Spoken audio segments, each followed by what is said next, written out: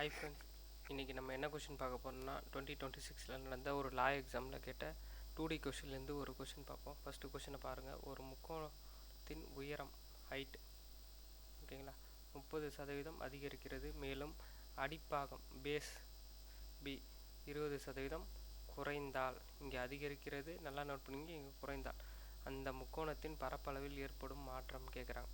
First நார்மலாக முக்கோணத்தை போட்டுப்போம் ஓகேங்களா. இது ஹைட்டு, இது பேஸு ஹைட்டு ஓகேங்களா. முக்கோணத்துடைய பரப்பளவு அதாவது ஏரியாவுக்கு ஃபார்முலா என்னென்னா 1/2 இன்ட்டு பேஸ் இன்ட்டு ஹைட்டு கரெக்டுங்களா. இப்போது நார்மலாக ஒரு பேஸ் எடுத்துப்போம். நான் பேஸுன்றது 100% இருக்குது, 100 இருக்குது. அதில் 30% இன்க்ரீஸ் ஆகுதுன்னா என்னவா மாறும்? 30% இன்க்ரீஸ் என்ன ஆச்சுன்னா 130 மாறும் கரெக்டுங்களா. இதே ஹைட்டில் எவ்வளோ, அதுவும் 100 எடுத்துப்போம். இப்போ ஹைட்டில் 20% குறைகிறதுன்றா, அப்போ 100ல் 20 போச்சுன்னா 80 ஓகேங்களா. இப்போது இது ஓல்டு 100 இருக்கிறது, இது நியூ சேஞ்சஸ் ஆகிறது. இப்போ இது ரெண்டுத்துக்கு பரப்பளவு கண்டுபிடிச்சா அதில் எவ்வளோ சேஞ்சஸ் வருதுன்னு கண்டுபிடிக்கணும்.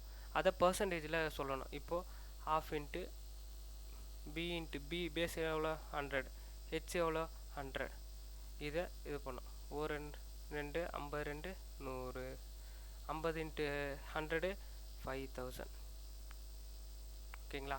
இப்போ அடுத்தது நியூ சேஞ்சஸில் போட்டு பார்ப்போம். 1/2 இன்ட்டு இதுக்கு பேஸ் எவ்வளோ 130, ஹைட்டில் எவ்வளோ இது ஆகுது, ஹெச்சில் 80 இருக்குது. அப்போது 2 42 80, 0 0 2 0 4 3 12 1 1 4 4 4 1 5 5200. பழைய பரப்பளவு எவ்வளோ 5000, புதுசில் 5200. அப்போ 5000த்துலேருந்து எவ்வளோ இன்க்ரீஸ் ஆகிடுது, 200 இன்க்ரீஸ் ஆகுது. அப்போது 5000த்தில் 1000ல் எவ்வளோ 5200 இன்ட்டு 100% போட்டால் பர்சன்டேஜாக நம்மளுக்கு என்னென்னா இன்ட்டு 100 போட்டால் நம்மளுக்கு கிடைச்சிரும். 1 2 3 0 1 2 3 0. அப்போ 4 5 5 2ஆல் வகுப்படாது 0 போட்டு மீதி 20 வந்து 4 5 20. அப்போ எவ்வளோ வருது 104. 104ன்றது பர்சன்டேஜ். அப்போது 100%லேருந்து எவ்வளோ இன்க்ரீஸ் ஆகிருக்கே 104% இன்க்ரீஸ் ஆகிருக்கு. அப்போது மொத்த ஆன்சர் 4% உயர்ந்து இருக்கிறது. 4% உயர்ந்து இருக்குது. ஆப்ஷன் டி தான் ஆன்சர், பார்த்துக்குங்க ஓகேங்களா. உங்களுக்கு எதனா டவுட்னா கமெண்ட் பண்ணுங்கள், நான் உங்களுக்கு கண்டிப்பாக ரிப்ளை பண்ணுறேன். தேங்க்யூ.